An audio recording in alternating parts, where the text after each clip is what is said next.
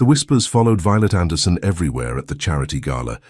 They trailed her like perfume, clinging to the air around her as she navigated through the glittering ballroom of the Grand Mason Hotel in downtown Boston. Behind delicate champagne flutes and designer clutches, the elite of New England society exchanged hushed comments and darting glances, their eyes always landing on the same person, Catherine Wells, the blind daughter of tech billionaire Richard Wells. Violet tucked a strand of auburn hair behind her ear and adjusted her posture, feeling desperately out of place among the designer gowns and tailored tuxedos.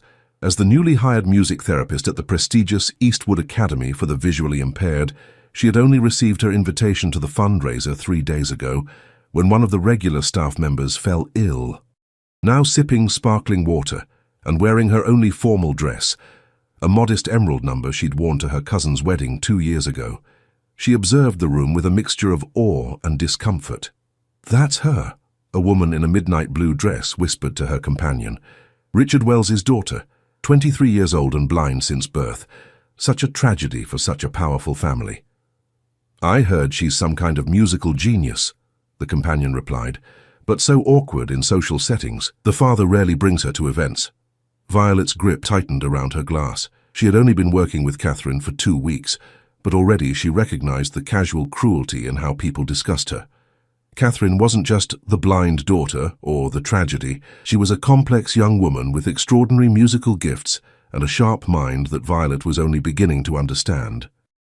Across the room, Catherine sat alone at a round table, her posture perfect, her hands folded in her lap, her chestnut hair cascaded over her shoulders in elegant waves, and her deep burgundy gown complemented her fair skin. Custom-made dark glasses obscured her eyes, but Violet had seen them during their sessions. Pale blue with a cloudy film that did nothing to diminish their expressiveness. No one approached Catherine's table. The guests milled about, sampling hors d'oeuvres and admiring the auction items, but they gave her a wide berth as if blindness were contagious. Before Violet could overthink it, she found herself walking toward Catherine's table. "Mind if I join you?" Violet asked, then immediately clarified, "It's Violet Anderson, your Monday and Wednesday music therapist." A smile transformed Catherine's face. "Violet, I didn't know you'd be here." Her voice was melodic, with precise diction that Violet had noticed during their sessions. "Please sit down. This chair has been reserved for my father for the past hour, but he's busy networking. He won't mind if you take it." As Violet settled into the chair, she noticed the tension in Catherine's shoulders. "Not enjoying the party?" she asked gently. Catherine's mouth quirked. "Is it that obvious? I can feel everyone staring, wondering why poor blind Catherine is sitting all alone. They're probably placing bets on whether I'll spill my drink or knock over the centerpiece." "For what it's worth, you look incredible," Violet said. "That dress is stunning." "Thank you. My father's assistant picked it out." Catherine reached for her water glass with careful precision. "People think blindness means I don't care about appearance, but I do. I just experience it differently." Their conversation flowed easily, a stark contrast to the stilted small talk happening around them. Catherine asked thoughtful questions about Violet's background, her music education at Berklee College of Music, her previous work with children with disabilities, her favorite composers. In turn, Violet learned that Catherine had been homeschooled by private tutors, had perfect pitch and played 6 instruments. "The piano is my true love, though," Catherine confided. "When I play, I forget that there's anything I can't do." "I've only heard you play once during our assessment, but it was remarkable," Violet said sincerely. "You have a gift."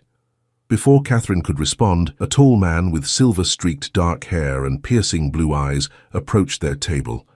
Even without his custom-tailored Tom Ford tuxedo and the deference of those he passed, Richard Wells commanded attention. His face, familiar from countless magazine covers and news segments, was handsome but severe, with lines etched by years of high-stakes business decisions. "Catherine," he said, his voice carrying the crisp authority of someone accustomed to being heard, "I need to introduce you to Senator Williams and his wife. They're major donors to Eastwood."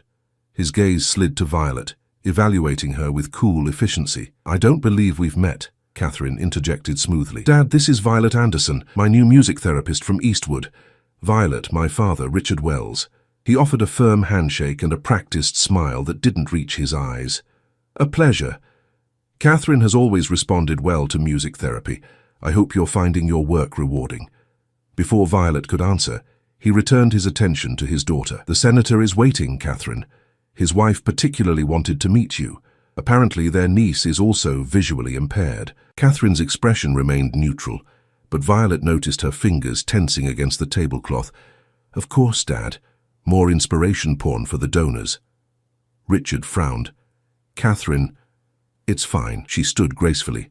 Violet, would you mind helping me to their table? Dad needs to greet the mayor who just arrived. Richard hesitated, then nodded curtly. I'll join you in a moment. With that, he strode away toward the entrance, where the mayor and his entourage were being received. Catherine extended her arm, and Violet rose to guide her. I'm sorry about this, Catherine murmured as they navigated between tables.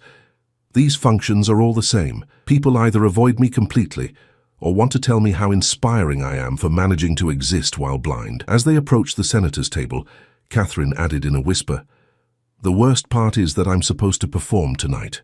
Dad arranged it without asking me.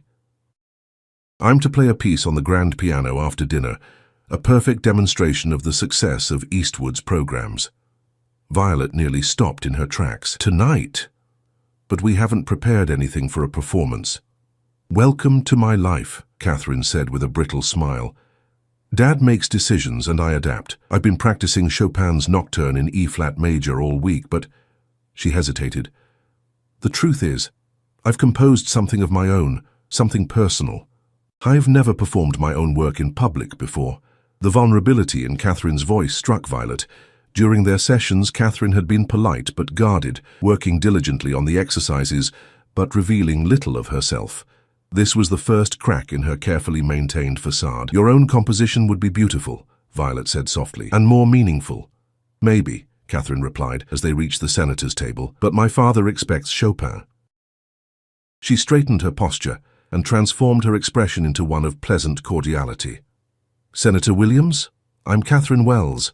I understand you wanted to meet me. As Catherine engaged in the practiced social dance of philanthropy, Violet stepped back, observing the room with new eyes. The glittering gala suddenly seemed hollow, a performance where wealth was the costume and charity the script. And at the center of it all was Catherine, playing her assigned role while hiding her true self behind dark glasses. Later, as dinner concluded and Richard Wells approached the podium to give his speech about the importance of supporting institutions like Eastwood Academy, Violet caught Catherine's subtle expression of anxiety. In less than 30 minutes, she would be expected to perform flawlessly before hundreds of critical eyes, playing music selected not by her heart, but by expectation. And in that moment, watching Catherine's fingers trace nervous patterns on the tablecloth, Violet made a decision that would alter both their lives in ways neither could imagine. Richard Wells's speech droned on with practiced charm, his words striking the perfect balance between humility and authority as he detailed the Wells Foundation's commitment to educational opportunities for the visually impaired. The audience nodded appreciatively, captivated by the charismatic billionaire whose journey from college dropout to tech mogul had been chronicled in countless business profiles. My daughter Catherine has been my greatest teacher, Richard said, gesturing toward her table. Through her, I've learned that vision takes many forms, and true sight often comes from within. Catherine's expression remained carefully neutral, but Violet noticed her fingers curling into a fist beneath the table. The tension radiating from her was palpable, a stark contrast to the polished image her father was presenting to the crowd. He always does this, Catherine whispered, barely moving her lips. Uses my blindness as an emotional hook for his speeches. As applause filled the ballroom, Violet leaned closer. Is there anything I can do to help with your performance? Just walk me to the piano when it's time, Catherine replied. And maybe stay close by. The vulnerability in her request touched something in Violet. In the 2 weeks they'd worked together, Catherine had been unfailingly independent, often refusing assistance even when navigating unfamiliar spaces in the music room. This small admission of need felt significant. Of course, Violet promised, I'll be right there. As dinner plates were cleared and dessert served, a distinguished older gentleman approached their table. Jackson Howard, the longtime director of Eastwood Academy, was a tall, lean man with kind eyes and a scholarly demeanor. He greeted Catherine warmly before turning to Violet. "Miss Anderson, I'm delighted you could attend tonight. Catherine's previous therapist spoke highly of your methods," he said, his voice carrying the slight lilt of his Louisiana upbringing. "I hope you're settling in well at Eastwood." "Very well, thank you," Violet replied, surprised by his personal attention. "The facilities are impressive and the students are wonderful. Music has always been central to our approach," Jackson explained. "For many of our students, it provides both emotional expression and practical benefits for spatial awareness and cognitive development." He turned back to Catherine with obvious affection. This one was composing melodies before most children could form complete sentences. Catherine smiled genuinely for the first time that evening. "Mr. Howard exaggerates. He's known me since I was 6. "I do not exaggerate," Jackson countered warmly. "I still have recordings of those early compositions. Primitive, naturally, but with clear melodic instincts." As they conversed, Violet observed the ease between them, a stark contrast to the formality between Catherine and her father. Jackson spoke to Catherine as a person, not a symbol or an obligation, and she responded with an openness Violet hadn't witnessed before. "Will you play one of your own pieces tonight?" Jackson asked Catherine. Her smile faded. "Dad wants Chopin. It's what the donors expect. Classical refinement. Nothing too personal or provocative." Jackson frowned slightly. "Your father means well, Catherine, but music should come from the heart, not from expectations." He patted her hand. "Whatever you play, I know it will be magnificent." After Jackson departed, Catherine turned toward Violet. "He's one of the few people who's always seen me as more than my disability. He fought to create a real music program at Eastwood when most boards thought it was a waste of resources for blind students." "He seems to care about you a great deal," Violet observed. "He was my first real piano teacher," Catherine explained. "When other instructors said I'd never master certain techniques because I couldn't see the keyboard, he developed alternative methods. He'd place my hands on his as he played, helping me feel the movements before trying them myself." The conversation shifted as Catherine asked about Violet's background. Unlike their professional interactions at Eastwood, where Catherine maintained a polite distance, she now seemed genuinely curious about Violet's life. "Why music therapy?" Catherine asked. "With your training, you could perform or teach at a prestigious conservatory." The question caught Violet off guard. Few people asked about her career choice with such directness. "I grew up with a younger brother who has autism," she explained. "Traditional therapies helped him in many ways, but music was what truly reached him. I saw how it built bridges where words couldn't." Catherine nodded thoughtfully. "And now?" "He's 22 and studies computer science at MIT, Violet said with pride. "Still plays the drums in a band with his friends." Before Catherine could respond, Richard Wells appeared at their table, his expression tense despite his public smile. "It's almost time for your performance," he said to Catherine. "The donors are anticipating it greatly." He glanced at Violet, his gaze assessing. "I see you've been keeping my daughter company, Miss Anderson. I appreciate your attention to her comfort."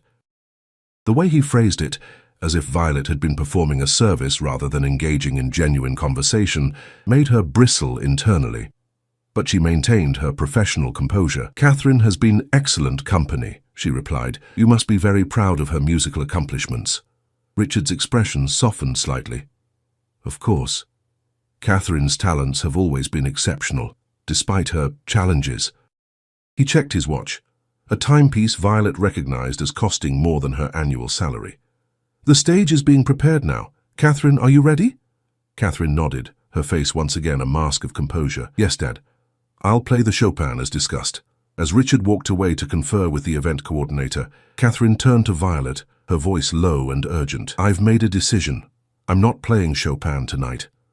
Violet's eyes widened. "What will you play instead?"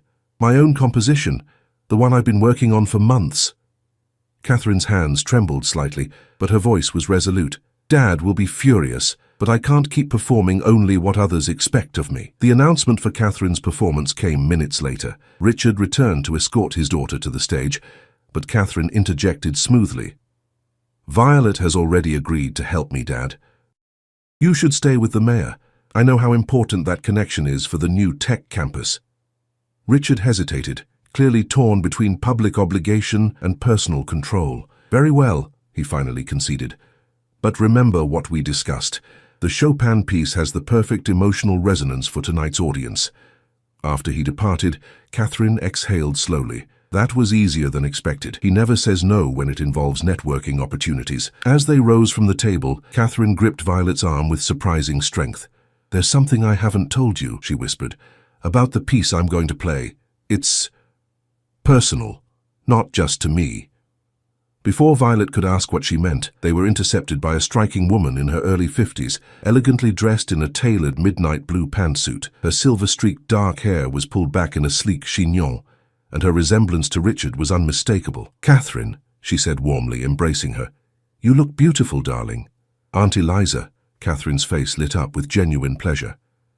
"I didn't know you were coming tonight. I wouldn't miss my niece's performance," Eliza Wells replied, her gaze moving curiously to Violet. "And who is your friend?" After introductions, Eliza pulled Catherine aside for a brief, intense conversation that Violet couldn't hear. Catherine's expression shifted from surprise to determination, and when they rejoined Violet, there was a new energy about her. "My aunt has just informed me that my father is planning to announce a major restructuring of Eastwood's programs tonight," Catherine explained quietly as they continued toward the stage. "He's shifting funding away from the arts toward technology-focused education. Mr. Howard doesn't even know yet." Violet felt a chill. "But the music therapy program would be reduced to a supplementary activity rather than a core component," Catherine finished, her voice tight, "all in the name of preparing blind students for the real world of employment." As they reached the side of the stage, where a gleaming black grand piano waited under soft spotlights, Catherine turned to face Violet. "Now do you understand why I need to play my own composition tonight? Music isn't just a parlor trick to impress donors. It's essential to who we are, how we connect, how we heal." The event coordinator approached, gesturing that it was time. Cameras flashed as Violet guided Catherine onto the stage, feeling the weight of hundreds of eyes upon them. Richard Wells watched from near the podium, his expression confident but controlled. Catherine's fingers brushed Violet's wrist as they reached the piano. "Stay close," she whispered. "After I play, everything will change." As Violet helped Catherine settle onto the piano bench, she noticed something that sent a wave of uncertainty through her. Catherine's hands were shaking, not with nerves, but with what looked like physical strain. And behind her dark glasses, there was something more than blindness in her eyes. A secret Violet suddenly realized she'd missed entirely during their therapy sessions. The ballroom fell silent as Catherine positioned herself at the piano. Her fingers hovered over the keys, a moment of stillness before the storm. Violet stood just off stage, close enough to see the subtle rise and fall of Catherine's shoulders as she took a deep breath.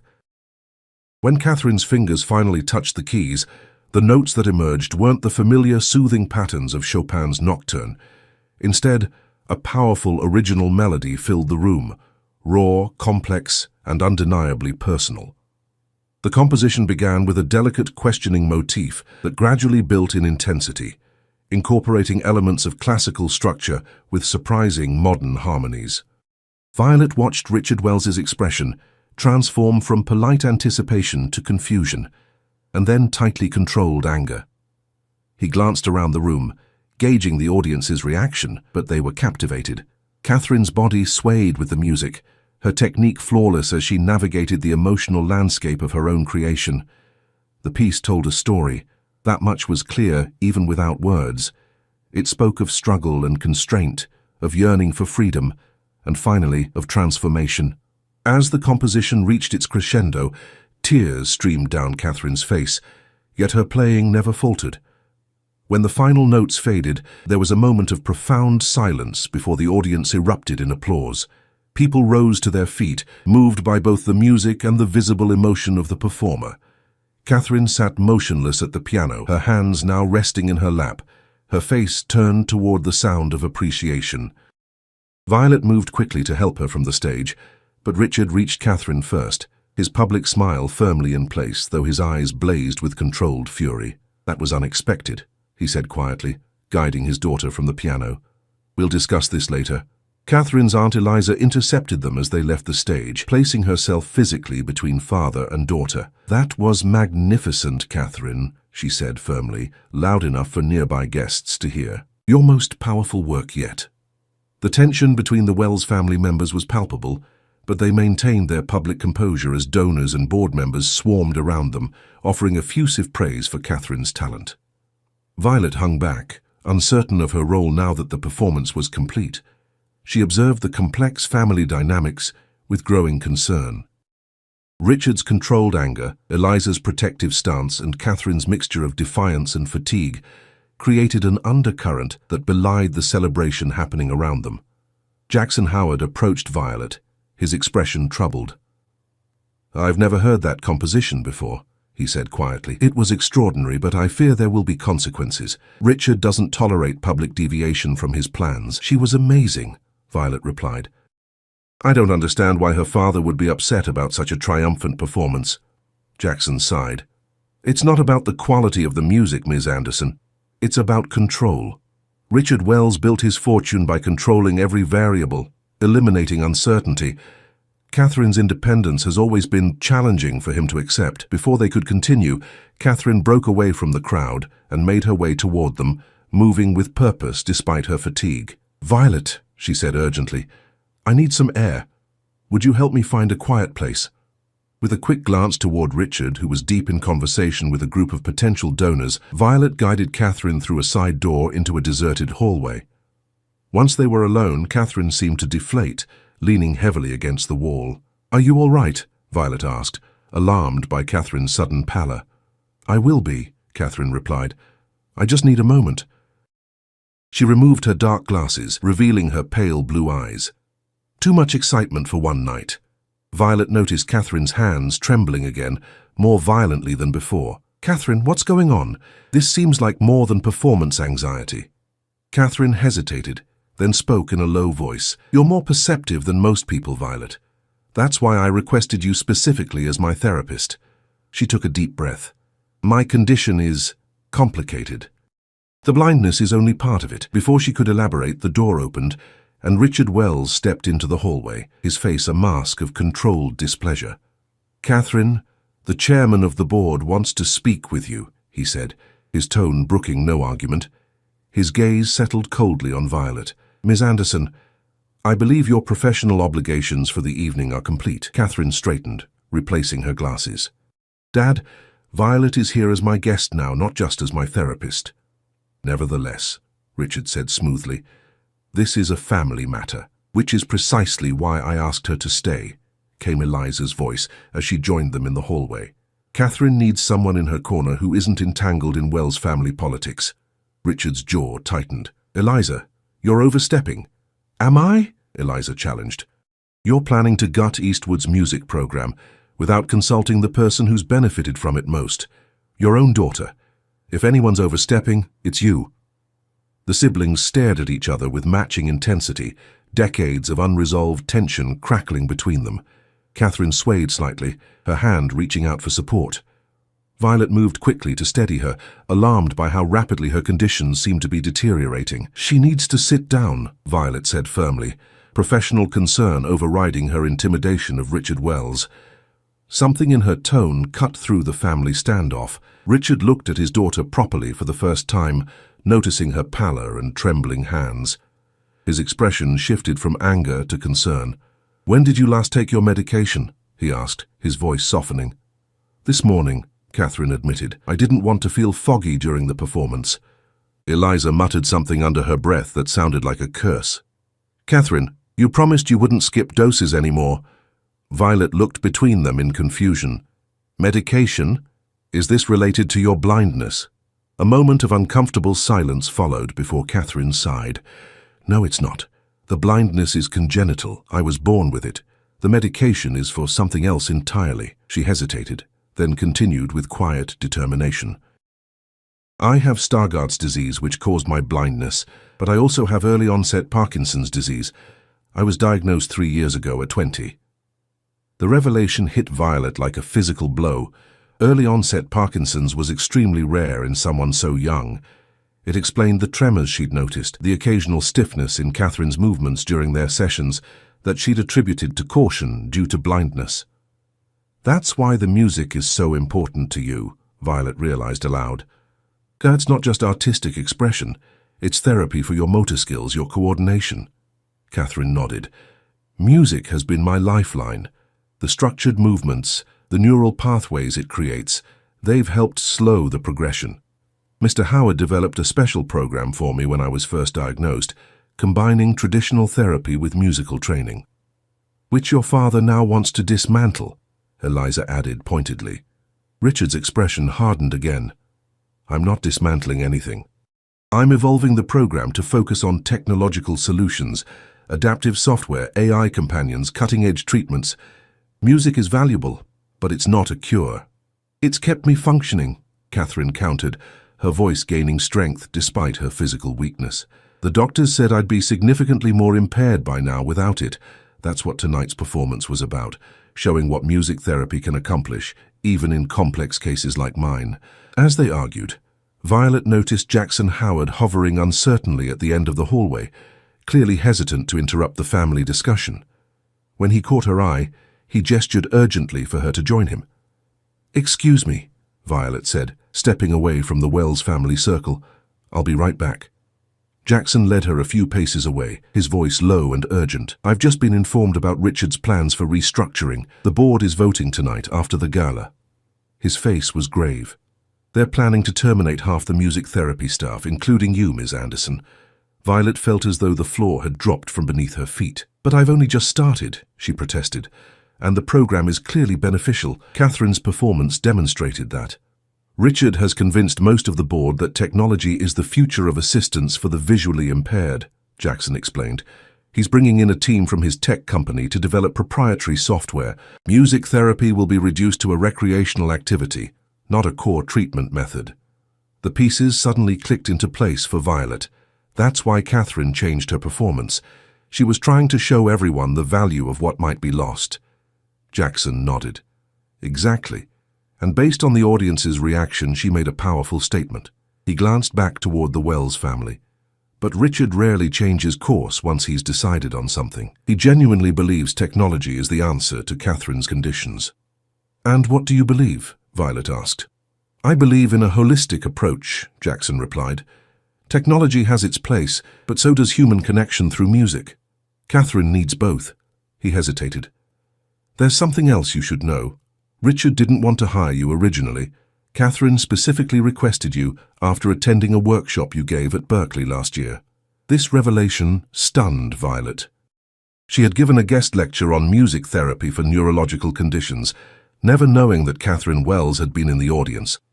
"She said your approach was different," Jackson continued, "more intuitive, less clinical.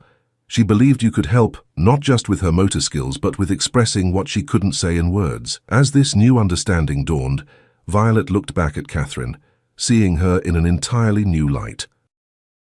Not just as a billionaire's blind daughter, not just as a talented pianist, but as a young woman fighting multiple battles simultaneously, against physical limitations, against her father's well-meaning but controlling protection, and against a world that defined her by what she couldn't do rather than what she could. And in that moment, as Catherine stood her ground against her powerful father, despite her trembling hands, Violet made a decision that would alter the course of both their lives. Violet rejoined the Wells family, her mind racing with everything she had just learned. The stakes were higher than she'd realized, not just Catherine's personal expression through music, but the future of a program that served as vital therapy for her condition and could benefit countless other students. "I apologize for the interruption," Violet said, her voice steadier than she felt. "Mr. Howard was updating me on tonight's agenda." Richard Wells checked his watch. "The board meeting begins in 20 minutes. Catherine, you should rest. I'll have my driver take you home." "I'm staying," Catherine insisted, though her fatigue was evident. "This is about my future, and the future of students like me. I have a right to be there." Richard's expression softened marginally. "Your health comes first. You've already made your statement with that unexpected performance." "Which the donors loved," Eliza pointed out. "They're still talking about it in there. You might want to consider what that tells you about the value of the music program." Before Richard could respond, Violet spoke up, surprising herself with her boldness. "Mr. Wells, if I may, Catherine's performance tonight wasn't just artistically impressive. It demonstrated the neurological benefits of music therapy for conditions like hers. The fine motor control, the emotional regulation, the cognitive mapping. These are all therapeutic outcomes that technology alone can't provide. Richard regarded her coolly. Ms. Anderson, while I appreciate your professional opinion, you've worked with my daughter for barely 2 weeks. I've spent 23 years supporting her care and education. And you've done an admirable job, Violet acknowledged. Catherine's abilities are a testament to that, but as someone who's both a musician and a therapist, I can tell you that what she did tonight goes beyond talent. It shows how music creates neural pathways that help manage her conditions. Catherine reached out, finding Violet's arm with uncanny precision. She's right, Dad. The tremors are always less severe after I play. The neurologists confirmed it last year. Remember Dr. Mendez's report? The quantifiable improvement in my fine motor skills correlated directly with my music practice. Richard's expression remained impassive, but Violet noticed a flicker of uncertainty in his eyes. Eliza pressed the advantage. Richard, you've always approached problems with data, she said, but you're ignoring the empirical evidence right in front of you. Catherine's doctors support this approach. The audience tonight saw its effectiveness. Why are you so determined to replace something that works with unproven technology? For the first time, Richard seemed at a loss for words. The confident billionaire who controlled boardrooms and shaped industries looked suddenly vulnerable, his carefully constructed certainty cracking. Because technology is predictable, he finally admitted, his voice lower. It can be controlled, improved, replicated. Catherine's conditions will progress. That's the medical reality. I need solutions I can scale, not individual musical talent. Dad, Catherine's voice softened, you can't control everything, especially not this. The raw truth of her statement hung in the air between them. Before Richard could respond, the hallway door opened and a young assistant appeared, looking apologetic. Mr. Wells, the board is gathering early at Chairman Porter's request. They'd like to begin in 5 minutes. Richard straightened his tie, his businessman's mask slipping back into place. Tell them I'll be right there. As the assistant departed, he turned to Catherine. This discussion isn't over, but the decision tonight will proceed as planned. As he moved to leave, Catherine reached for his hand, stopping him. At least let me address the board before they vote. Let them hear directly from someone who's benefited from the program. Richard hesitated, then nodded curtly. 5 minutes, Catherine. That's all I can promise. As he strode away, Catherine leaned heavily against the wall, the confrontation having drained her limited energy reserves. I need to take my medication, she admitted. It's in my purse at the table. I'll get it, Eliza offered, hurrying back into the ballroom. Left alone with Catherine, Violet found herself overwhelmed with admiration for the young woman's courage. That composition you played, it was about this, wasn't it? About fighting to be heard. Catherine smiled tiredly. It was about transformation, about how music helped me find my voice when I had every reason to remain silent. She paused. But it was also about you. Me? Violet asked, startled. The middle section, the part with the interwoven melodies, that was inspired by your workshop last year. The way you described music therapy as a conversation between instruments, between therapist and patient, it changed how I thought about my own compositions. Before Violet could process this revelation, Eliza returned with Catherine's medication and a glass of water. After taking it, Catherine insisted on proceeding to the board meeting immediately. The medication takes about 20 minutes to fully work, she explained. I want to speak to them before it makes me too drowsy. The boardroom was located in a quiet wing of the hotel, its mahogany table surrounded by the 12 members of Eastwood's governing body. Richard sat at the head, his posture commanding respect despite the earlier confrontation. Jackson Howard occupied the seat to his right, his expression grave. When Catherine entered, aided by Violet, conversation ceased. Chairman Porter, a distinguished gentleman in his 70s, rose in deference. Ms. Wells, we weren't expecting you to join us tonight. Your performance was extraordinary. Thank you, Catherine replied. I understand you're voting on significant changes to Eastwood's curriculum, particularly regarding the music therapy program. Before you do, I'd like to share my perspective, as both a beneficiary of that program and as someone whose family has supported Eastwood for generations. Richard's jaw tightened, but he nodded his permission. As Catherine made her way to the front of the room, her movements were noticeably stiffer, the tremor in her right hand more pronounced. Parkinson's disease affects approximately 1 in 10,000 people under the age of 50, Catherine began, her voice clear despite her physical fatigue. For those of us with early-onset Parkinson's, the prognosis is particularly challenging because we face potentially decades of progressive neurological decline. She paused, allowing the sobering reality to settle over the room. When I was diagnosed 3 years ago, my neurologist presented various treatment options: medication, of course, physical therapy, experimental procedures. But it was Jackson Howard who suggested an intensive music therapy program might help preserve my motor function. Catherine gestured toward Jackson, who nodded encouragingly. Mr. Howard developed a specialized curriculum that integrated my musical training with therapeutic techniques. The results have been measurable and significant. My neurologist credits this approach with slowing the progression of my symptoms by approximately 30% compared to statistical projections. She turned toward her father, her face softening. My father wants the best for me, he always has. His proposal to enhance Eastwood's technological resources comes from a place of love and concern. Technology has an important role to play in assisting those of us with disabilities. Catherine's voice grew stronger, more passionate. But technology alone isn't enough.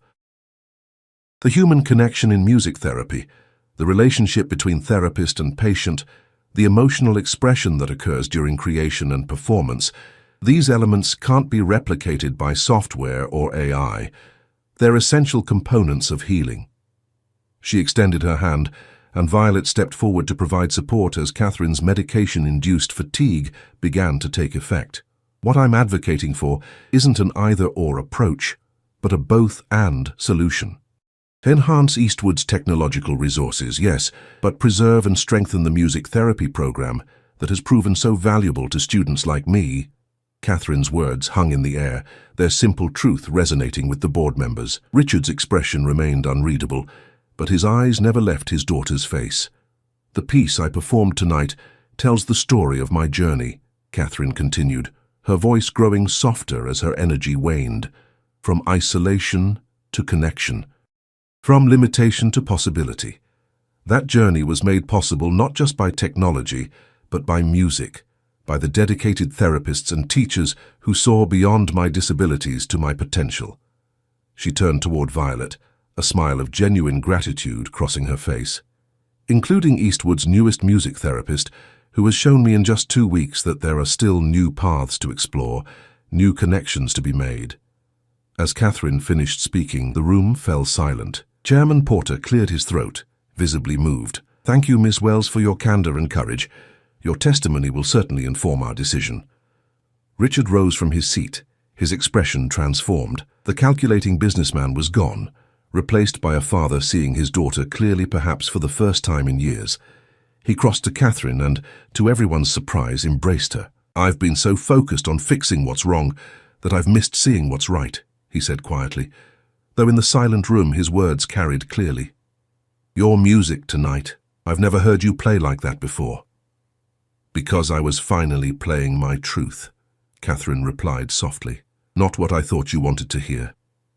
Richard turned to face the board.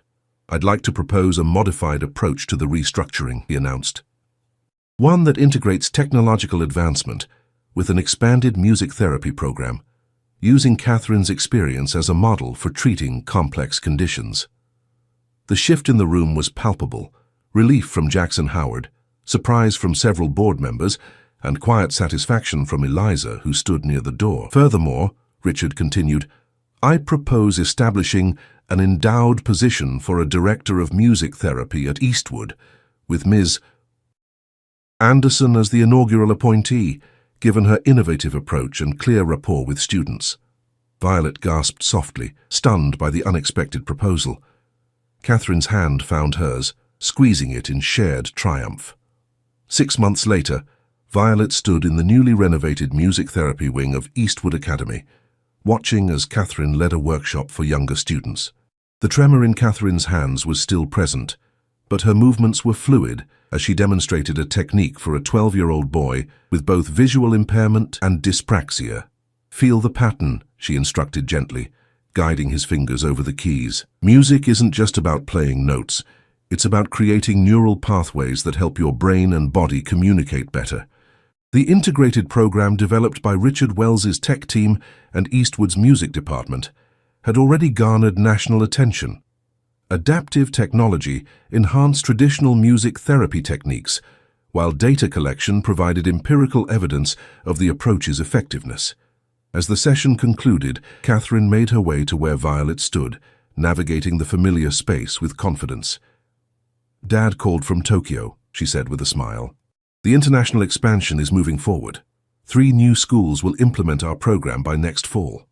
"That's wonderful news," Violet replied, still amazed by how much had changed. Richard Wells had transformed his daughter's challenge into a mission, leveraging his considerable resources and influence to advance treatment options for people with similar conditions worldwide.